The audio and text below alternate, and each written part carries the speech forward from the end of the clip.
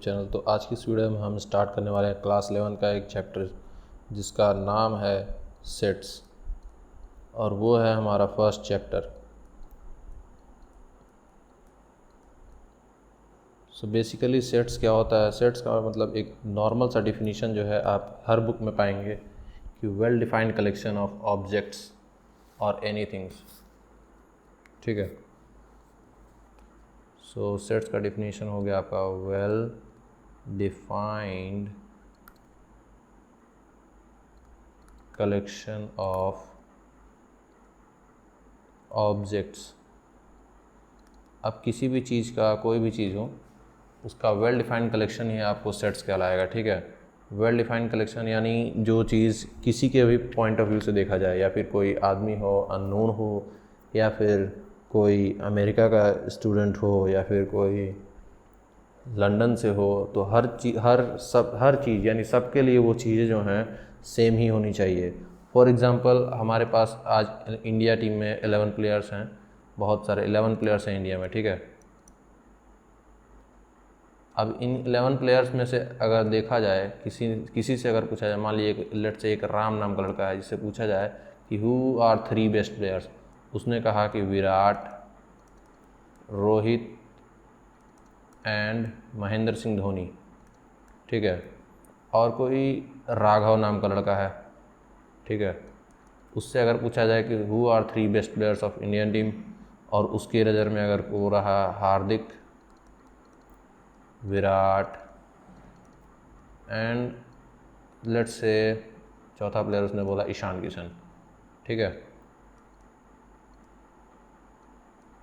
अब देखिए यहाँ पर जो है चीज़ें चेंज हो गई। यहाँ राम के पॉइंट ऑफ व्यू से अगर देखें तो वो 3 प्लेयर रोहित, विराट और महेंद्र सिंह धोनी हैं। ठीक है, और राघव के पॉइंट ऑफ व्यू से चेक करें तो वो हार्दिक पांड्या, विराट कोहली एंड ईशान किशन हो गए। ठीक है, अब ये तीनों चेंज होते जा रहे हैं। अगर हमने उनसे पूछा कि बेस्ट प्लेयर, अब ये पर्सन टू पर्सन जो है चेंज होते जा रहे हैं। ठीक है, सो जो चीज़ें 2 पर्सन के बेसिस पे चेंज हो जाए उन्हें हम सेट्स बिल्कुल भी नहीं कहेंगे। They are not sets. ठीक है, sets are the well defined collection. अब किसी एक लड़के से, राम से आपने पूछा कि नेचुरल नंबर्स के बारे में बताओ, write down 5 natural numbers, starting के 5 नेचुरल नंबर्स के बारे में लिखो। ठीक है, तो वो लिखेगा 1 2 3 4 एंड 5। एंड सेम वही चीज़ अगर आपने राघव से पूछा कि राघव भाई आप भी लिखिए, सो वो भी यही लिखेंगे 1 2 3 4 एंड 5। ठीक है, सो ये दोनों लोगों के मतलब माइंड में ये चीज़ें एकदम सेट हैं, और ये चीज़ यूनिवर्सली ट्रूथ है कि 5 स्टार्टिंग के नेचुरल नंबर यही 5 होंगे, इसके सिवा कोई और नहीं होंगे। सो ये जो है हम कह सकते हैं ये वेल डिफाइंड कलेक्शन हो गया, जो चीज़ें चेंज ना हो सकें पर्सन टू पर्सन, यानी कोई एडजेक्टिव वगैरह ना हो इसके अंदर। ठीक है, अब सिमिलरली अननोन कोई और आदमी है यू नाम का, मान लीजिए, उससे भी पूछा गया तो वो भी बोलेगा 1 2 3 4 5। ठीक है, सो जो चीज़ें चेंज ना हो, जो पर्सन टू पर्सन चेंज ना हो, उन्हें हम कहेंगे सेट्स। ओके, नाउ अब कुछ एग्जांपल्स आपको दे दूं मैं।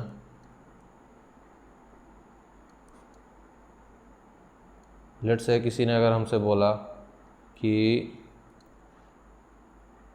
अज्यूम करिए एक सेट है the collection of vowels, vowels के कलेक्शन को आप सेट बोल सकते हैं या नहीं? सो वॉवेल्स तो 5 ही होते हैं, ए ई आई ओ एंड यू। ठीक है, अब ये चीज़ अगर आप किसी 3-4 लोगों से पूछें तो चारों लोगों के बेसिस पे यही चीज़ें होंगी कि वॉवेल यही चारों होते हैं। ठीक है, ये चीज़ चेंज नहीं हो सकती है अकॉर्डिंग टू एनीवन। ठीक है, तो इसे हम कह सकते हैं yes it is a set. जो चीज़ें चेंज ना हो वो चीज़ आप समझ लीजिए सेट होंगे। ठीक है, जो चीज़ सबके लिए सेम हो। ठीक है, किसी से पूछा आपने कि collection of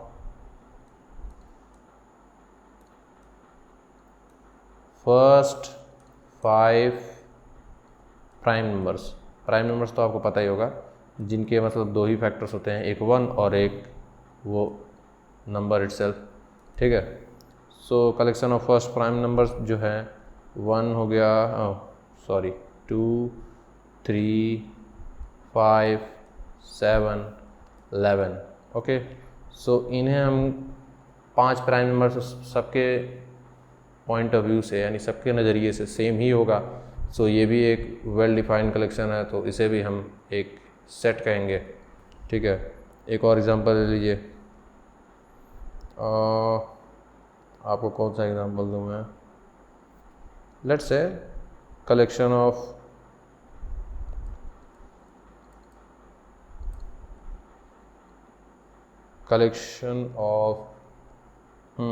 Microsoft office. So Microsoft office के अंदर अब आपके अंदर कितने लोग हैं, जितने लोग हैं सारे लोगों के कलेक्शन को अगर आप बोलें तो वो पर्सन तो चेंज होंगे नहीं, अब उन्हें या फिर फायर किया जाएगा या फिर वही, लेकिन एट अ टाइम जब आप चेक करेंगे तो उस टाइम पे तो वो सब लोग एक ही होंगे। मतलब कि अगर 10 लोग उसमें काम कर रहे हैं, जैसे राम, श्याम एट्सेट्रा जो काम कर रहे हैं, तो उन सब के वेल डिफाइंड कलेक्शन को ही हम इसे भी सेट ही बोल सकते हैं। यानी कंपनी के मेंबर्स को भी जो चीज़ चेंज तो होंगे नहीं। अब चाहे आप उसके सीईओ से पूछिए कि आपके कितने हैं, या फिर किसी लोअर आदमी से पूछिए जो सिक्योरिटी गार्ड है, तो वो भी सबके नाम बताएगा ही कि हाँ भैया ये हमारे शॉप में काम करते हैं, या फिर ये हमारे माइक्रोसॉफ्ट में काम करते हैं और यही लोग करते हैं। इनके सिवा आप किसी और को तो चेंज करेगा नहीं वो। ठीक है, सो यहाँ तक बात हो गई हमारी सेट्स की।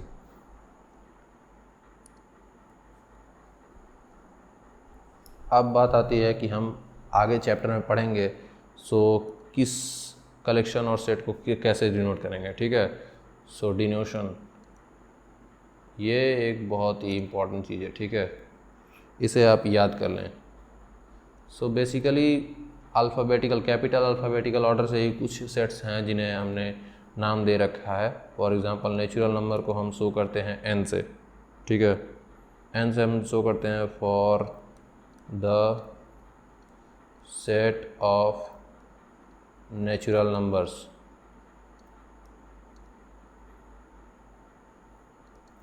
ठीक है,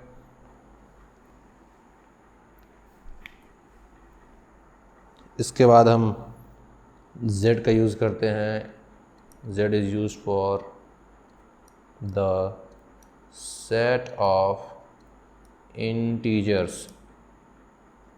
ओके, अब यहीं पर हम z प्लस लगा दें, सो ये हम यूज़ करते हैं for the set of positive integers.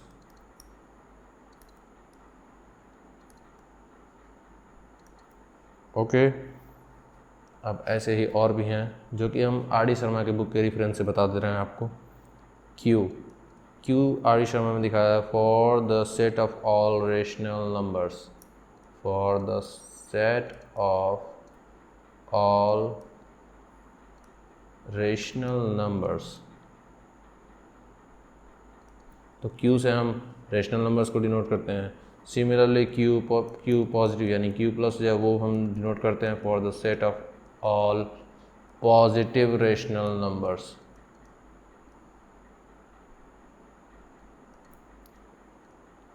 ठीक है, उसके बाद आता है हमारा आर से हम डिनोट करते हैं for the set of real numbers. ये बहुत ही इंपॉर्टेंट है, इसे आप याद कर लें या फिर एक बार पढ़ लेंगे तो भी आपको समझ में आ जाएगा। सिंपल रियल नंबर्स के लिए आर है, रेशनल नंबर के लिए क्यू है, इंटीजर्स के लिए जेड है। ठीक है, और नेचुरल नंबर के लिए एन, वो तो सभी जानते हैं। अब इसी तरह आर प्लस हो जाएगा तो ये हो जाएगा आपका पॉजिटिव रियल नंबर्स के लिए सेट, पॉजिटिव रियल नंबर्स।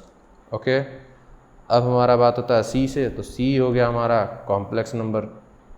ये ज़्यादा यूज़ नहीं होता है, इसे आप निगलेक्ट कर सकते हैं। ठीक है, ये चीज़ें जो हैं ये इम्पॉर्टेंट है। ठीक है, और ठीक है, इसे जो है आप एक बार पढ़ लेंगे और आपके बुक्स में भी ये शो करके रखा हुआ है।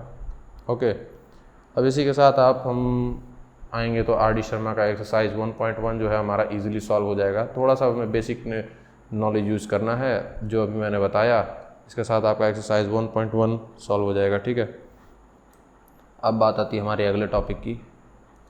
तो अगला टॉपिक है हमारा डिस्क्रिप्शन ऑफ सेट।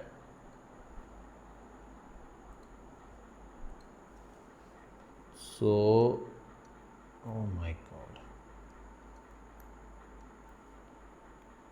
एक सेकेंड।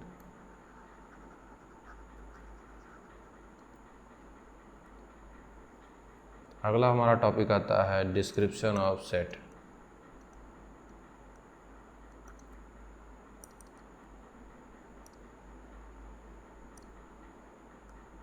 Description of sets. अब बात आती है कि अब सेट्स तो हम जान गए किसी कलेक्शन ऑफ ग्रुप डाटा, कोई भी ग्रुप डाटा जो वेल डिफाइंड कलेक्शन के फॉर्म में हो उसे हम सेट्स कहते हैं। लेकिन अब सेट्स को डिस्क्राइब कैसे करें कि ये कौन सा सेट्स है, तो बेसिकली हम डिस्क्राइब करते हैं दो फॉर्म्स में, टू फॉर्म्स टू डिस्क्राइब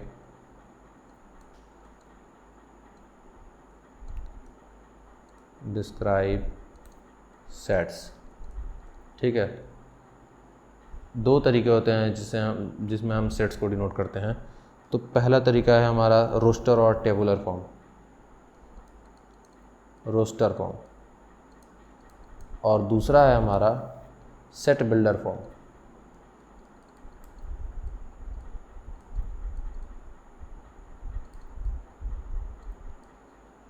ये है दूसरा हमारा सेट बिल्डर फॉर्म। ओके, अब हम आपको इसे डिफ्रेंशिएट करके बता देते हैं कि रोस्टर फॉर्म क्या होता है और सेट बिल्डर फॉर्म क्या होता है। ठीक है, रोस्टर फॉर्म में हम सिंपली जो है कर्ली ब्रैकेट्स के अंदर सेट्स को लिख देते हैं। For example collection of vowels, we say अगर हम डिनोट करें, बेसिकली सेट्स को डिनोट किया जाता है कैपिटल लेटर से। ठीक है, ये चीज़ आप हमेशा ध्यान में रखिएगा। कभी भी देखिएगा तो आप सेट्स जो हैं आपको किसी कैपिटल लेटर में ही दिखाया जाएगा, इंग्लिश अल्फ़ाबेट के किसी भी कैपिटल लेटर से ही, A to Z किसी भी कैपिटल लेटर, यानी ये जो है हमेशा हमारा कैपिटल ही होगा। ये चीज़ आप नोट डाउन कर लीजिए। ओके, तो कलेक्शन ऑफ वॉवेल, तो A, E, I, O and U। Similarly अगर इसे हम कर्ली ब्रैकेट्स के अंदर लिख लें सिंपली, ठीक है, सो वो हो जाएगा हमारा रोस्टर फॉर्म, जो कि काफ़ी इजी है। लेकिन बात आती है हमारी सेट बिल्डर फॉर्म में। तो सेट बिल्डर फॉर्म में आप इसे ऐसे नहीं लिखेंगे, इसे आप लिखेंगे v इज इक्वल टू, अब इसमें x सच दैट, ये जो कॉलन का सिंबल होता है इसका मतलब होता है सच दैट। ठीक है, ये भी चीज़ नोट डाउन कर लीजिएगा कहीं पे। कैपिटल लेटर से डिनोट कर दिया कर्ली ब्रैकेट्स के अंदर x such that x is alphabetical vowel.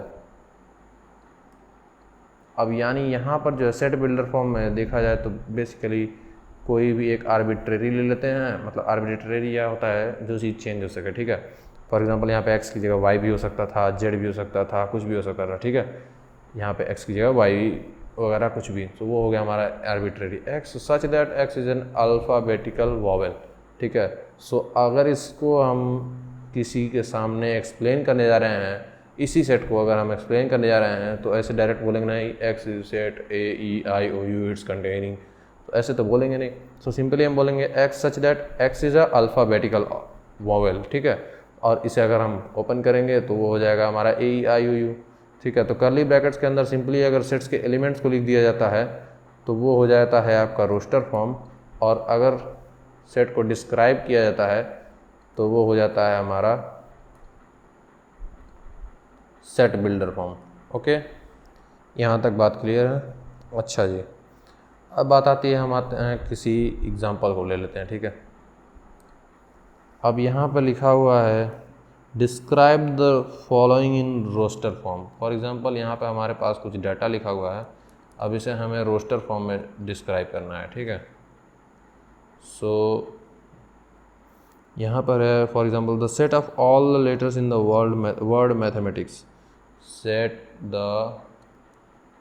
set of all the letters of the word mathematics।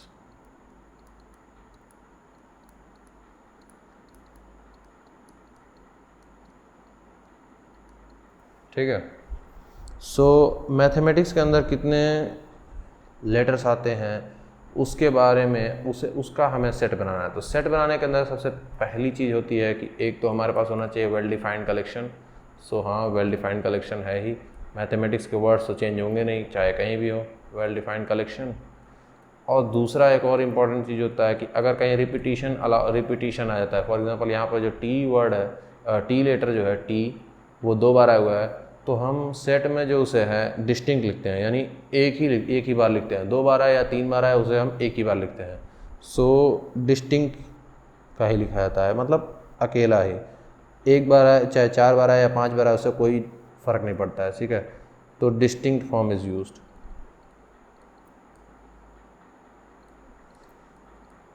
ठीक है। तो हम सेट बना देते हैं इसका, ठीक है भैया। तो सेट बनाने के लिए हमें क्या चाहिए, कोई एक वॉवल। अज्यूम के लिए हम इस सेट का नाम दे देते हैं क्यू दे देते हैं, ठीक है। क्यू अननोन है। अब ये कैपिटल लेटर सेट का नाम जो है यही होता है name of the set, name of the set, ठीक है। अब कर्ली ब्रैकेट्स बना दीजिए। अब मैथमेटिक्स के वर्ड्स को लेटर्स को सिंपल रखते जाइए। सो पहला है हमारा m, दूसरा है a, तीसरा है t, चौथा है h, पांचवा है e और छठा है हमारा m दोबारा। तो m को एक बार हमने लिख दिया है। और सॉरी, एक चीज़ हमने ध्यान देना है ये कि हमें यहाँ पे कॉमा से सेपरेट करना है, ठीक है। तो ई हो गया, उसके बाद फिर से वापस हम m पे ही आ गए। तो m तो एक ही बार यूज़ हुआ है, एक बार यूज़ हो चुका है, तो हम दोबारा नहीं लिखेंगे। उसके बाद आता है हमारा टी भी, ए आता है, तो ए भी हमारा यूज़ हो चुका है। फिर अगला आता है हमारा टी, तो टी भी हमारा यूज़ हो चुका है। फिर अगला आता है हमारा आई, सो आई नहीं यूज हुआ है, तो आई एक डिस्टिंक्ट लेटर है, तो उसे भी लिख लेंगे। उसके बाद अगला आता है हमारा सी और उसके बाद आता है एस, ठीक है। सो ये जो है हमारा एक सेट प्रिपेयर हो गया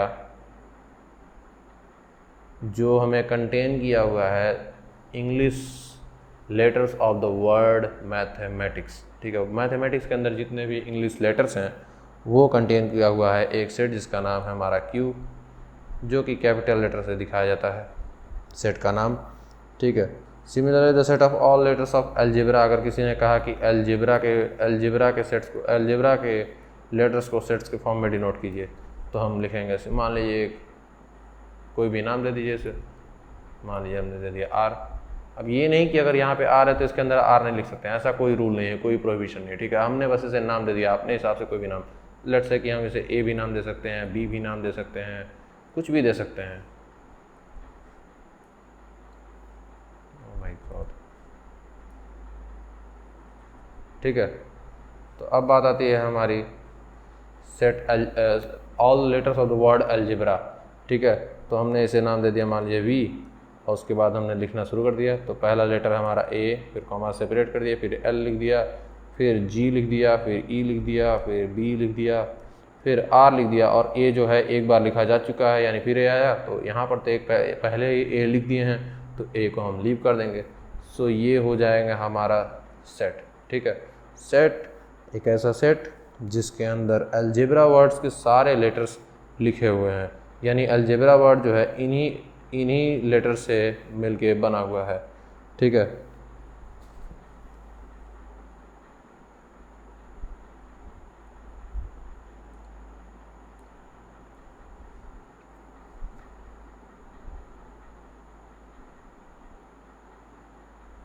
अब बात आती है हम इसे सेट बिल्डर फॉर्म में कैसे डिनोट करें। For example, all the letters of the word, all the letters of the word probability। Probability तो आपने सुना ही होगा, ये एक बहुत इंपॉर्टेंट चैप्टर है, क्लास 10th में आप पढ़ कर आए होंगे, और 11th में भी बहुत ही इंपॉर्टेंट चैप्टर होने वाला है ये, एंड 12th में भी आपका प्रोबेबिलिटी बहुत इंपॉर्टेंट चैप्टर है। तो इससे आप चाहें तो जितना भी भागने की कोशिश करें, भाग तो पाएंगे नहीं, ठीक है। सो अब बात आती है हमारी सेट बिल्डर फॉर्म में डिनोट करने की, ठीक है। तो सेट बिल्डर फॉर्म में मैंने डिनोट करना आपको सिखाया है, इसे नाम दीजिए या ना दीजिए, सिंपली आप ऐसे कर दीजिए, x such that x is a letter in the word probability.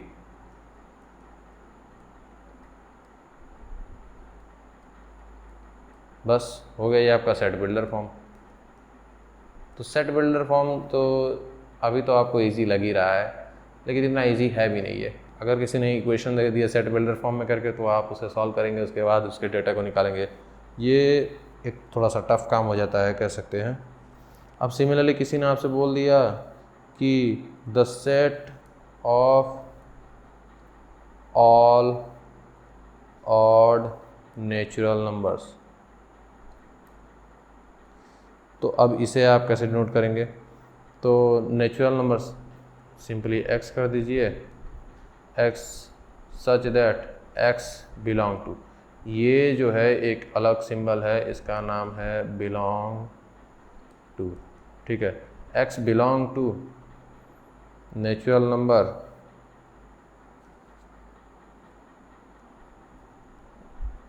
एक सेकंड, ऐसे नहीं लिख सकते हैं,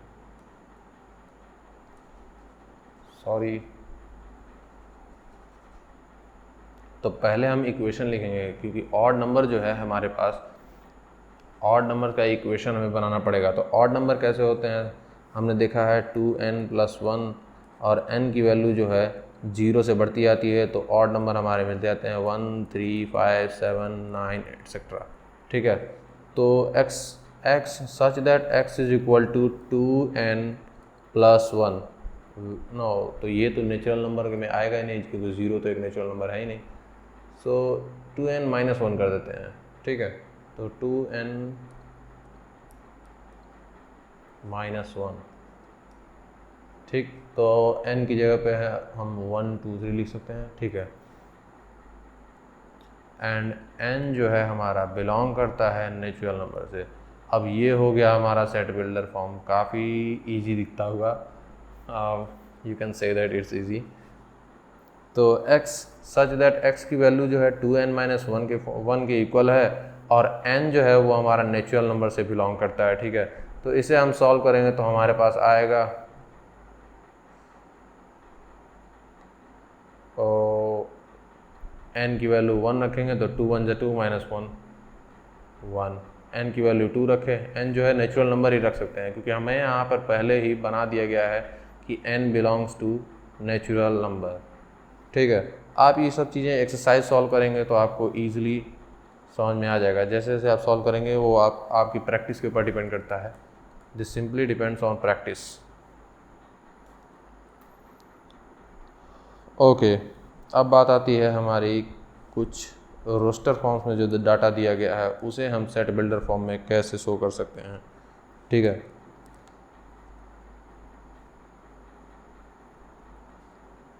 this on describing a set in roster form when it is in set builder form। Set builder form में अगर आपके पास कोई डाटा दे रखा है, सो उसे हम रोस्टर फॉर्म में कैसे शो करें, ठीक है। फॉर एग्ज़ाम्पल लेट्स से हमें दिया हुआ है एक x such that x is equal x belong to z and mod of x is less than equal to 2, ठीक है। अब जो हमारा ये इक्वेशन टाइप दिया हुआ है, यानी जो सेट बिल्डर फॉर्म में हमें शो किया है, इसे हम रोस्टर फॉर्म में यानी कर्ली ब्रैकेट्स में सिंपली इसके सारे डाटा को कैसे लिखें, ठीक है। तो ऐसे इंटीजर्स जिनका मॉड जो है, मॉड क्या होता है, सिंपली अगर -2 कोई इंटीजर है उसका मॉड लिए तो इसका पॉजिटिव वैल्यू दे दें, तो वो हो जाएगा हमारा 2 + 2, यानी पॉजिटिव वैल्यूज़ जो भी, जिसके अंदर एक मॉड एक ऐसा फंक्शन है जिसके अंदर कोई भी नंबर आप डालें तो वो उसका आपको पॉजिटिव नंबर मिल जाएगा, ठीक। तो यहाँ पर हम देख रहे हैं कि x mod of x is less than equal to 2, और x जो है बिलोंग करता है इंटीजर्स, तो इंटीजर्स आर इनफाइनाइट। लेकिन यहाँ पे कंडीशन दिया गया है कि x जो है मॉड ऑफ x जो है लेस देन इक्वल टू 2 है, तो 2 से लेस कितने ऐसे इंटीजर्स आएंगे जिनका मॉड लेने पर हमें, या तो कोई कितने ऐसे इंटीजर्स हैं जिनका मॉड लें तो उसकी वैल्यू 2 से लेस हो या फिर इक्वल हो। सो हमारा हो गया -2 हो गया, -1 हो गया, 0 हो गया, 1 हो गया, 2 हो गया, ठीक है। So mod of x is equal, x is less than equal to 2, ठीक है। तो सबका मॉड लेंगे तो हमें 0, 1 एंड 2 ही मिलेगा। ये 3 ही एलिमेंट्स हमें मिलेंगे जो कि इस इक्वेशन को सेटिस्फाई कर रहे हैं। यू कैन से इक्वेशन यानी सेट बिल्डर फॉर्म को सेटिस्फाई करें, ठीक है, कंडीशन को।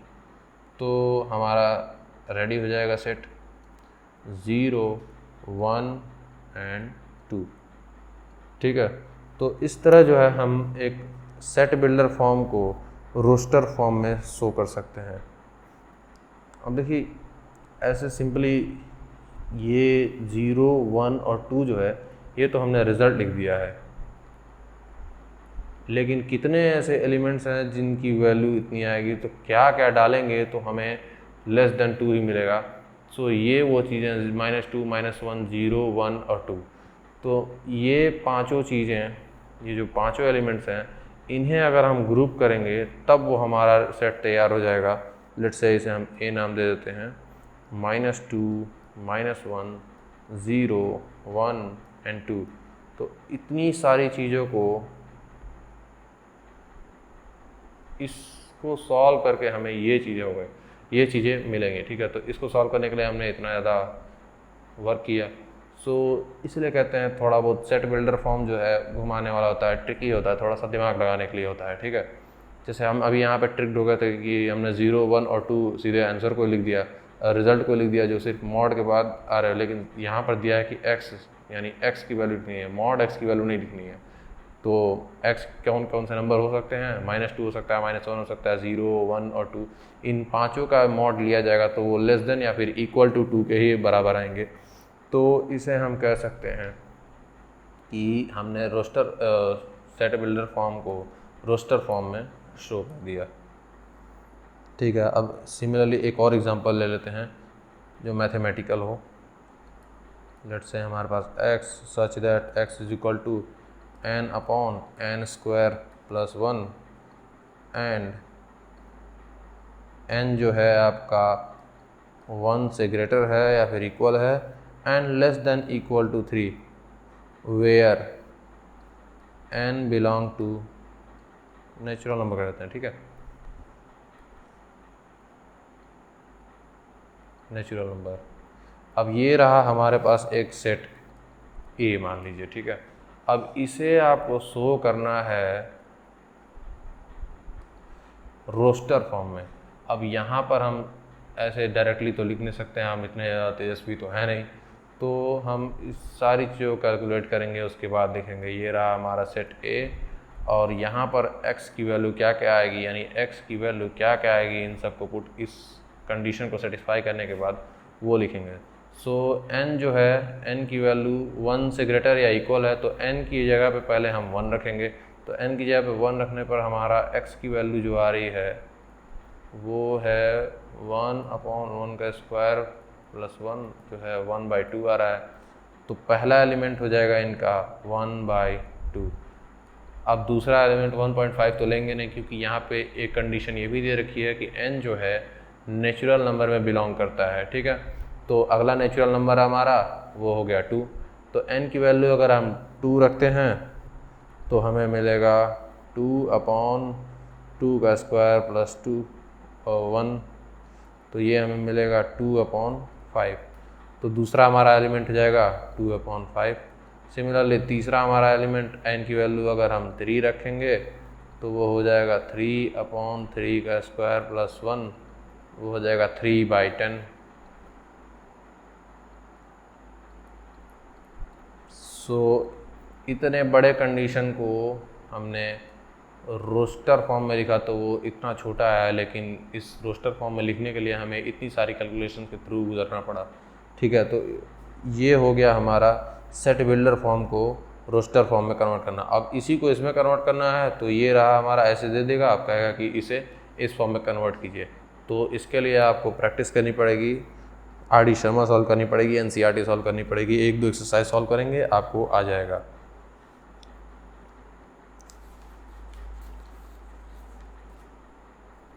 ठीक है गाइज, तो इसी तरह आप exercise 1.2, 1.1 and 1.2 R D Sharma का इजीली सॉल्व कर लेंगे।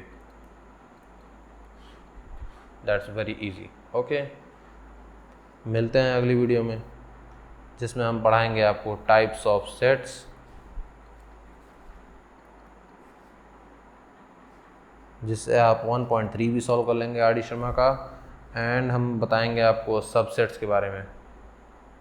Okay, thank you.